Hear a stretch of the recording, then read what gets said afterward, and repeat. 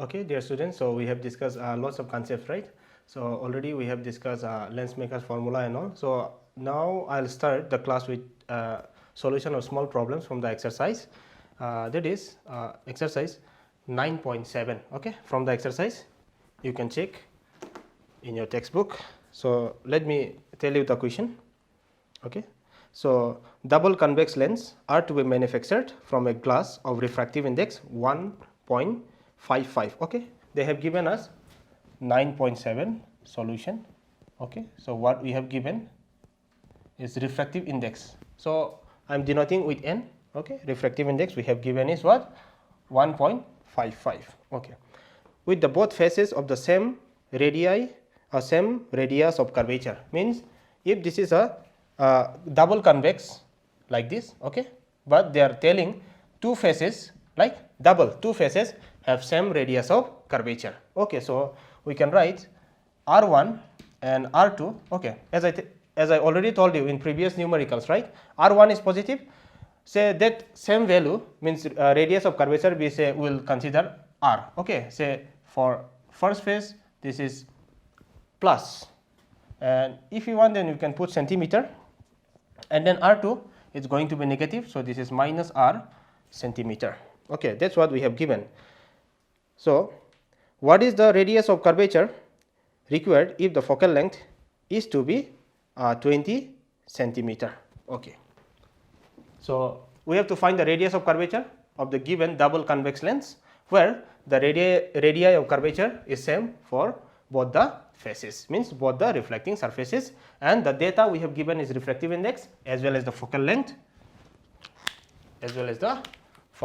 Okay, so that is f equal to, this is convex, so it's going to be plus, right? So let me recheck the data again. So this is refractive index is 1.55, focal length is what? 20 centimeter. Okay, so and we have assumed that the same radius of curvature is R. Okay, so for R1 this is plus and for R2 that is minus. Okay, so as you can see we have n, refractive index, radius of curvature and focus. What formula we can use? We can use lens maker formula.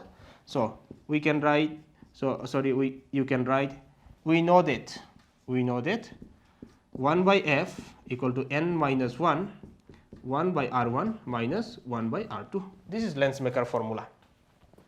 So 1 by 20, right, because f is 20, so 1 by 20 equal to refractive index is 1.55 minus 1 by R. See, now you look here, 1 by R, what is the value of R? That is R, minus what is the value of R2? This is R again. So now, but this is minus R. So by formula we have one minus sign, and in the data we have minus. So minus minus I can write plus. So 1 by R. Okay. Okay. So now, so here 1.55 minus 1 is 0.55, right? And here I will write 1 by 20. So this is 1 by R plus 1 by R. I can write 2 by R. Okay. So I need the value of R. So what I'll do cross multiplication. Okay. So 1 multiplied by R is R. So 0.5 multiplied by 2 multiplied by 20. So it should be very clear. This is numerator, 0.55 into 2 is numerator and R is denominator. So 1 multiplied by R. Okay, we are multiplying 1 by R. Okay, and this 20 is multiplied by this numerator. Okay, now after calculation, so you please calculate. After calculation, the result is going to be 22 centimeter. Okay, so here, because we are allowed to use the calculator, please you use the calculator and you get the value. Okay, so this is also another important numerical from the exercise. Okay, so now we'll discuss about the equilateral prism. Just write the name of the topic according to the book. So in the book we have, in the page number 330, refraction through a prism. Refraction through a prism. Okay, refraction through a prism. Okay, now dear students, you look here. So let me consider a equilateral prism. Okay, so as you know, what is the equilateral property? Means all the angles are same. Okay, say that prism be A, B, C. Let us consider equilateral prism A, B, C. Okay, now, so what we are going to calculate? So here we are going to see the deviation of ray. Like we'll get two kinds of deviation. One is the normal deviation, like angle of deviation, and another one will be the minimum deviation, and as well as we'll try to find out the refractive index of that particular prism. Okay. So now let me consider a ray incident on the face AB. So this is the ray incident on the face AB at this point. Okay. So the name of the ray be suppose PQ. Okay. So this is a glass, this is transparent medium, so this will suffer refraction. So this is the refracted ray, and again this is another face, it encounters the another interface, this is glass and air interface. So here also it will suffer what? Refraction. So this is the ray coming out from the glass, so I call this is as the emergent ray. This is what? Emergent ray. Emergent ray. Okay. So let me name this. So this is PQ, so this is R and S. Okay. So this is R, S. Okay, I hope it's clear. Now, but because of refraction, it is bent towards this and it's coming out this way. But if there was no prism, okay, the actual direction of the ray was supposed to be like this. Okay, it was supposed to travel in this direction, but because of prism or due to the refraction, it bent towards this direction. Okay. So now if I extend back this emergent ray, okay, here I'll get by how much angle the ray is bending. So this is denoted by, say, delta. Okay. So this is what we call angle of deviation. Okay, because the ray is supposed to travel in this direction, but because of refraction, it's going or it's traveling in this direction. So this is the bending, and by how much angle it is bending, that is what we call angle of deviation. So if the definition, if you want to give the definition of angle of deviation, so you see this is the angle between the direction of the incident ray and the emergent ray, and it is denoted by delta. Okay.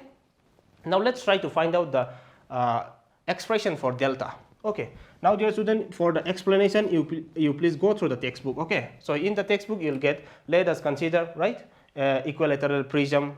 Here they will mention the incident ray, emergent ray, right. Okay. Now on this interface let me draw a normal. So this is the normal on the interface. Okay. And this is normal and this is incident ray. So this angle must be angle of incidence. It is denoted by I. Okay. And next let me draw another normal on this interface. So this is another normal on this interface.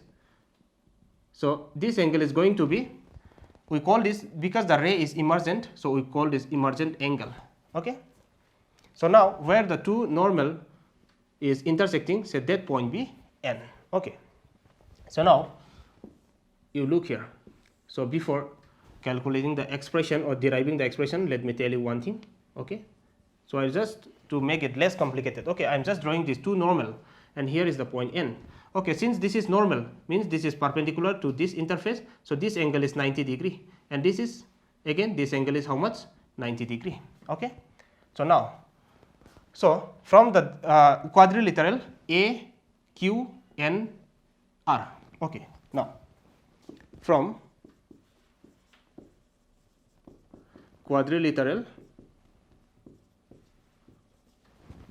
A, okay, you please metric diagram A or Q, N, R, we have. Okay. Now dear student, look here. So this is quadrilateral, it means that this is four angles, right? So I can say this angle, this one as well as this one. But as I have already shown you that here these two angles consisting of 90 as well as 90 means their summation is how much? 180 degree. So let me write the expression. So angle, so if this is A and this is what? Q, and this is N, and again this is what? R. So angle A, Q, N plus angle A, R, N. 90 plus 90 how much? 180 degree. Okay. 180 degree. Okay. So as we already know that the sum total of the quadrilateral, means the four angles of a quadrilateral, the total summation should be how much? 360 degree. It means that if two angles gives 180 degree, means the remaining two angles must give how much to get 360 degree? Must give 180 degree to get 360 degree. Okay, now, so that's why I can write this implies angle A plus angle QNR must be 180 degree. So this is equation number 1. Okay, I hope it's clear now. Okay, now next. So also again you check the ray diagram, and here you can see this is triangle QNR. So triangle QNR, or we can write also from delta QNR, you can write from delta QNR we have, from delta QNR we have, also from delta QNR we have. So okay, let me give this is angle of refraction, and this is for this phase, this is this is incidence, so R1 R2. Okay, I am denoting this by R1 and R2. Okay, now from delta QNR, so we know the summation of the three angles of a triangle is 180 degree. So in QNR, so I can write the angles R1. So if you want, you can put the symbol or the sign of angle, but I am just writing R1 plus angle QNR plus R2 equal how much? 180 degree, because the sum of the three angles of a triangle 180 degree. Okay, so this is equation number 2. Now if you observe carefully, the equation number 1 and equation number 2, their right side is matching, right? 180 180. So I can compare the equation. So after comparing, I got this is 180 and 180. So therefore from, you can write from equation 1 and equation 2 we have, equation 1 and equation 2 we have. So R1, so okay, you can start with A also. Now here I have mentioned angle A. Now I normally just write angle A. Okay, angle A plus QNR okay equal R1 plus angle QNR plus R2. Okay, because why these two equation is same? Why? Because on the right hand side, as you can see, 180 plus 180 equal to 180. So if right hand side is same, it means that it implies that left hand side must be what? Same. Okay, so we can write A plus delta angle QNR equal to R1 plus angle QNR plus R2.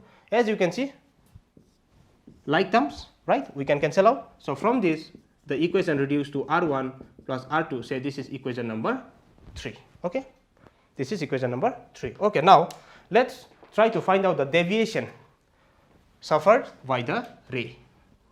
Okay, so okay, I'm just removing of this. Okay, now you write total deviation by the prism, total deviation by the prism, say it's given by. Now dear students, okay, so here the deviation takes place in two phases here. Okay, at this point or on this phase, as well as at this point, means on this phase. Okay, let me show you in the simpler way. Suppose this is the prism, that the same prism ABC, this is the ray. Okay, the ray actually it's supposed to travel in this direction, but it bends in this way. Is it clear? And this is the normal, so angle I. Okay, now you look here, if this angle is I, this angle must be what? I. Okay, so now again, so here, so on this phase I'll draw this, so here. Okay, and this is the normal. Okay, now you look here, try to understand this. If this angle is E, this angle must be how much? E. So I, and this angle is E, so this angle must be E. But as you can see in the diagram, we have divided this angle, right, into two parts, say this part as well as this part. Okay, so now ray is traveling in this direction. So the deviation I can write here is I. It should be angle I, but it's bending towards this direction, and we got the angle. So we can write the deviation is given by delta. So I can write I minus R1. Okay, plus, and on this phase it's E minus how much deviation? R2. So I can write R2. Okay, I hope you can understand this geometrically. Okay, so I minus, so it's divided in two parts. So this should be I and I, but see this is R1. So I can write I minus R1, and this one E minus, this is R2. Okay, so now delta, I'll rearrange the whole equation. I plus E minus R1 plus R2, because I am taking negative common, so minus R1 plus R2. So now if you see the equation number 3, R1 plus R2 is nothing but A. So I can write here minus A. So this is the expression for total deviation, and from this expression we can say that the deviation depends on the angle of prism. Since this is, you can see the linear equation, it's directly proportional to the angle of prism. So when you go to your physics lab, okay, so you have to remember one point: the bigger means larger the angle of prism, larger will be the deviation shown by the prism. Okay, so it depends upon the depends on what? Angle of prism. Okay, so this is also an important equation, but from this equation, okay, let me find out the value of I. Okay, so I can write say I equal, say from this delta minus E plus A. So this is also the angle of deviation. Okay, so this is the value for angle of incidence. Okay, now we'll try to so we got the expression for deviation, right? Angle of deviation. Now we'll try to find out the expression for minimum deviation. Okay, we'll now try to find out the expression for minimum deviation. So dear students, you have to remember that when we get the minimum deviation, so we'll get the minimum deviation only when this the ray, refracted ray inside the prism must be parallel to the base of the prism. I repeat, this refracted ray inside the prism must be parallel to the base of the prism. At this condition, we'll get the minimum deviation. So say we'll assume the condition is favorable, condition is like this. Say this is parallel to this, okay, base of the prism. Suppose refracted ray is parallel to what? Base of the prism. So at this condition, we'll get angle of deviation delta will be what? Minimum deviation. So it is denoted by delta m. Okay, and R1 equal to R2 for the same condition, and when it becomes R1 equal to R2, say that value be R. So we are just assuming say R, and one more condition equal to I equal to E. So now remember one thing, at the minimum deviation condition, so angle of incidence must be equal to angle of emergent, and which implies R1 must be equal to R2, and say that value be what? R. Okay, so from the previous equation, so we got one equation, right? So I forgot the numbering, maybe it's equation number 3, that equation A equal to R1 plus R2, right? So from the equation R1, A equal to R1 plus R2, okay, since now R1 equal to R2, so we can write, so R1 plus R2, in place of R1 and R2 I can put R, so it will become twice R. So from this I can write R equal to A divided by 2. So this is the refractive angle of refraction, A equal to R by 2. Okay, so now I'll plug the same condition in this equation. So you can keep some numbering for this equation. Okay, so if I plug the whole condition in this expression, okay, this delta equal to I plus E minus A. So now our delta is minimum, so this is denoted by dm.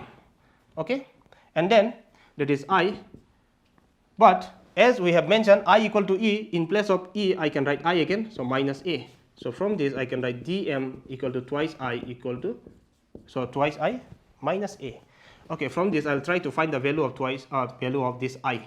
So I'll transfer this A to the other side, so minus it will become plus, so twice I. So from this I'll arrange the equation like this, dm plus A divided by 2. Okay, so I got the angle of refraction as well as angle of incidence. Okay, now if I want, then I can find the refractive index of the prism. So okay, now as you can see, dear students, I got the value of I as well as the value of R, right? So in the next class, by using this angle of incidence and angle of refraction, by using this angle of incidence and angle of reflection, in the next class we'll find the angle of refraction. Okay, so if you want, then you can try by your own. Okay, thank you.